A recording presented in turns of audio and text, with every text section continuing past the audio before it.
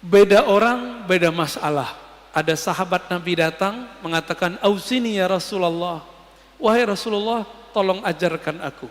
Apa kata Nabi? La taghdab, jangan marah.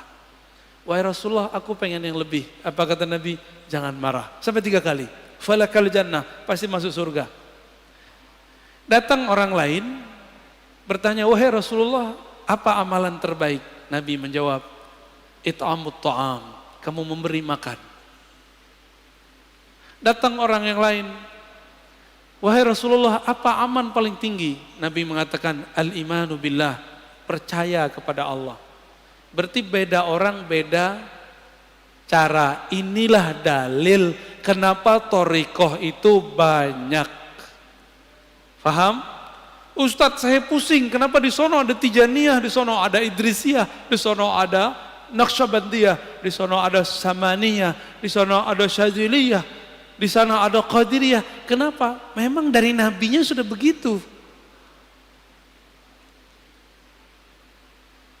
Antara Sayyidah Aisyah beda thariqah dengan Sayyidah Juwairiyah dan Safiyah. Sayyidah Aisyah thariqatnya thariqat ma'rifat, ngaji. Sayyidah Safiyah thariqatnya thariqat zikir.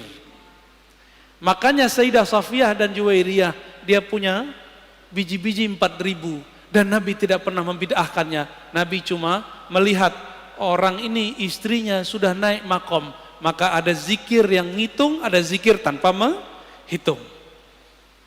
Enggak seperti kelompok sebelah bilang ini menghitung bid'ah. Enggak ada di lafaz hadisnya bid'ah. Malah Nabi biarin itu ya. Sedangkan Sayyidah Aisyah thariqahnya ngaji. Maka Aisyah itu kalau di rumah debat mulu. Debat sama Nabi. Masa sih Rasulullah terturun lagi ayat. Jadi karena Aisyah tuh banyak ilmu turun. Jadi kadang-kadang Ustadz Kiai ini kalau punya istri cerewet dikit bersyukur. Nanti ilmunya keluar. Apalagi wali ya. Wali itu ujian paling beratnya istrinya sendiri. Serius. Ya. Waliullah itu ujian pertamanya istrinya. Antum tahu Sayyidina Umar itu waliullah bukan? Waliullah bukan? Ada yang meyakini Umar bukan wali, pasti Syiah. Sayyidina Umar di rumah itu dikata-katain bininya.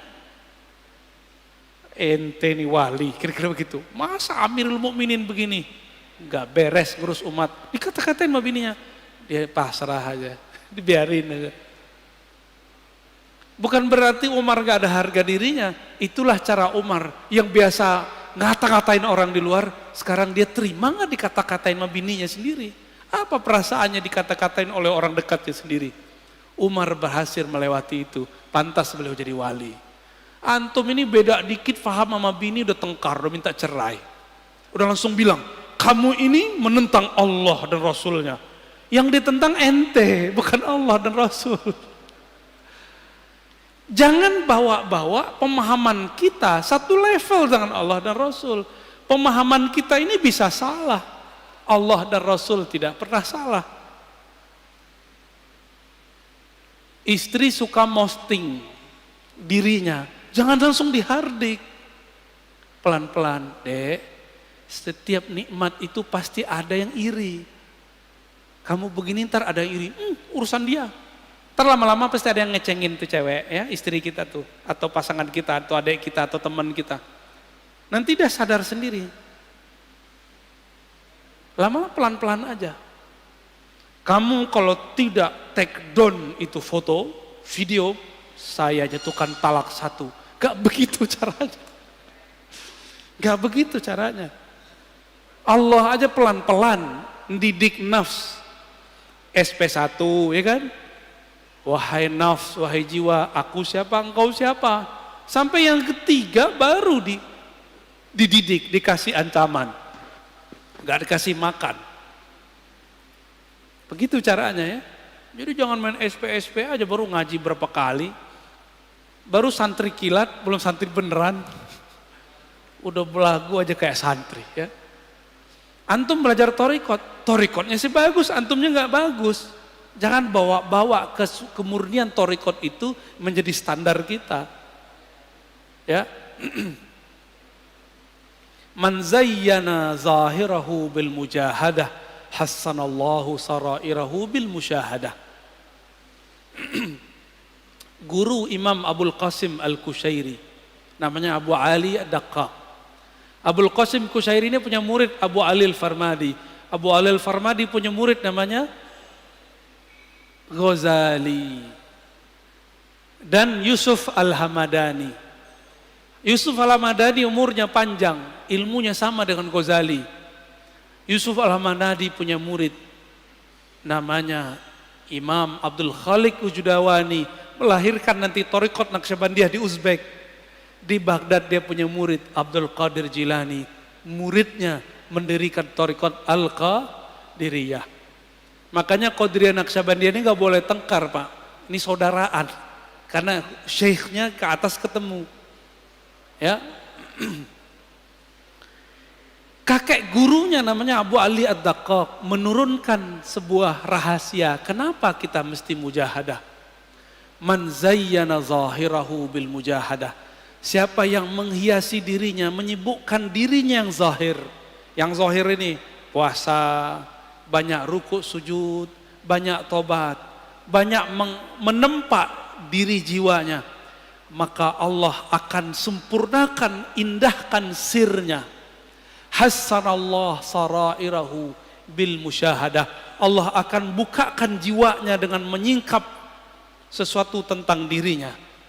Dan syukur-syukur sampai kepada musyahadah, memandang kepada nama Allah, fiil perbuatan Allah, sifat Allah, syukur-syukur Allah tunjukkan ihsan bertemu dengannya.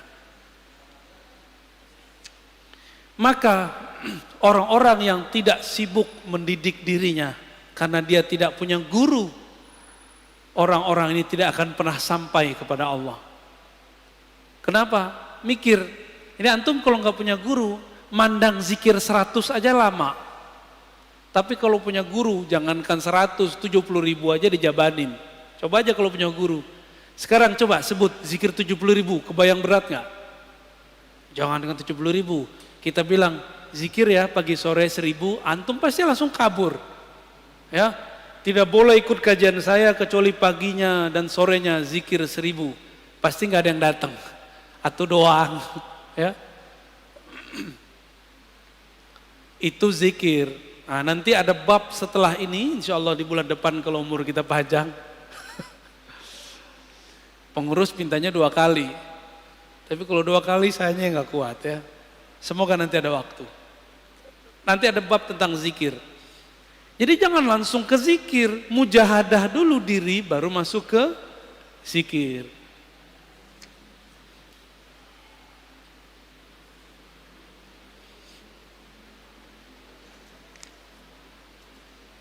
Semua ulama ahlullah sepakat jalan menujunya dimulai dengan mujahadatun nafs, melawan diri sendiri. Tadi udah paham di dalam mujahadah ada apa? Tazkiyatun nafs. Dalam tazkiyatun nafs ada apa? Taubat. Maka at-taubah bidayatut thariq ilallah. Taubat itu spirit dari tazkiyatun nafs adalah awal dari membuka jalan menuju Allah. Siapa yang tidak mulai dari jalan ini, maka dia tidak akan sampai kepada Allah. Mata tolong hati-hati hijrah. Hijrahlah fikrah dengan pemahaman yang benar. Hijrahlah mazhab dengan mazhab yang sahih. Hijrahlah thariqah. Dari thariqah nyalahin orang, serang nyalahin diri sendiri. Dari thariqah memandang aib orang, memandang aib diri sendiri. Disebutkan di kitab ini bagian terakhir yang mau kita katakan. Orang yang di dalam dirinya masih ada aib, pasti memandang orang lain dengan aib. Ini rumus. Man kana fi nafsihi aibun yara fi ghairihi aiban. Siapa yang melihat dirinya, yang tidak melihat dirinya punya aib, yang tidak sadar ada kesalahan dalam dirinya, pasti dia akan menyalahkan yang lain. Maka saya ini banyak aib, Makanya saya masih sering nyerang-nyerang kelompok sebelah ya. Tapi kita kenapa nyerang kelompok sebelah? Karena kita diserang bertubi-tubi setiap hari, setiap saat. Maka ini wajib hukumnya. Karena hukumnya difa'un nafs.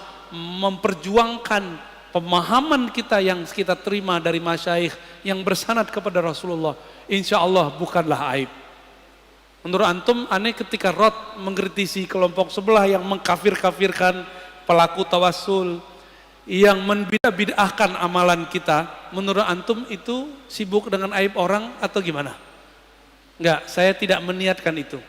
Saya ketika menanggapi kelompok yang menyalah-nyalahkan ulama kita, saya meniatkan untuk memperkuatkan diri kita dan jamaah kita. Ya, bukan mau cari-cari lawan. Mereka yang cari lawan. Kita dari dulu ibadah tenang-tenang aja kok ya. Maulid tenang-tenang aja, zikir tenang-tenang aja, tiba-tiba mereka datang nyalah-nyalahin. Sekarang kita ngomong membalas, mereka tuduh memfitnah, benar nggak? Berarti yang playing victim siapa? Itulah sikap psikopat ya, manhaj psikopatiyah. Nauzubillah min dzalik, nggak pernah mau salah ya, nggak pernah melihat diri ini bermasalah.